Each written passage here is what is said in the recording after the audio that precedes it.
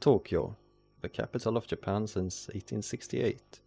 Vast metropolis and arguably one of the most interesting cities in the world, in virtually all aspects, bar one, the name.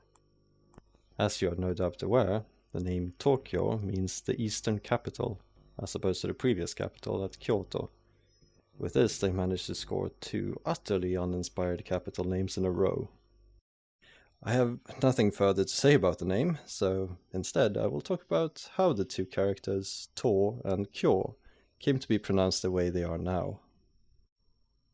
Both readings are in Onyomi, that is to say Chinese readings, and the same word in modern Chinese would be pronounced Dongjing.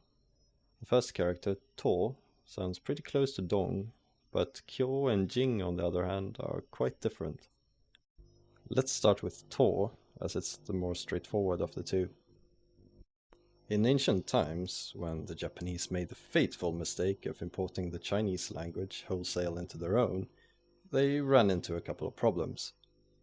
Not only was the writing system totally unsuited for Japanese grammar, the sets of sounds used in the two languages were completely different. The first thing to take note of is that while it is read Dong in modern Mandarin, the word was pronounced Tung during the time when it was first borrowed by the Japanese. To was selected as the closest match for Tu.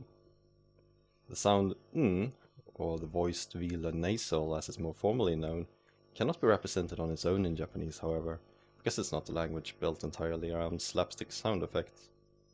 Hence, some close approximation needed to be found.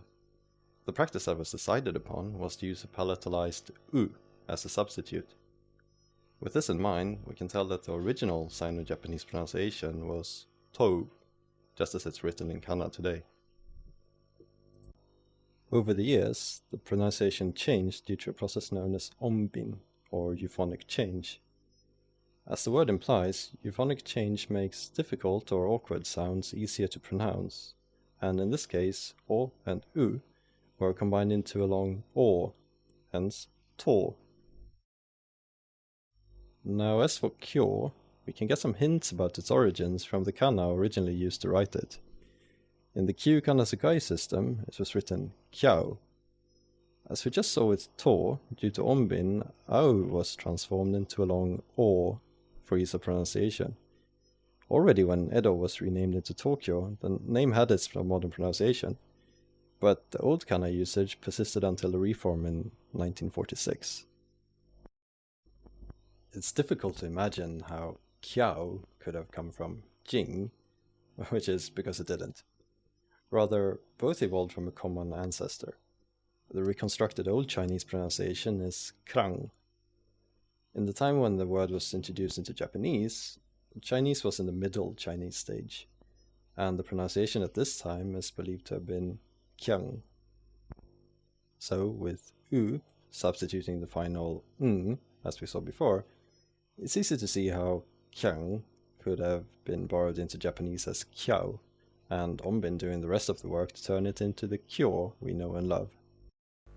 Well, actually, there was an intermediate step where the long O from O and this one from Ao were pronounced slightly differently before merging, the latter being more open, like this, Tokyo.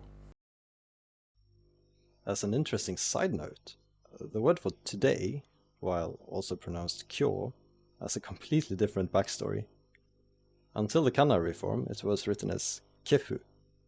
Another onbin rule turned Kefu into Kyo, but the old spelling tells us how the word was originally read. And that's all for this time. Please, if you haven't already, and if you get a chance, do visit Tokyo and enjoy this massive and massively interesting city. You won't regret it.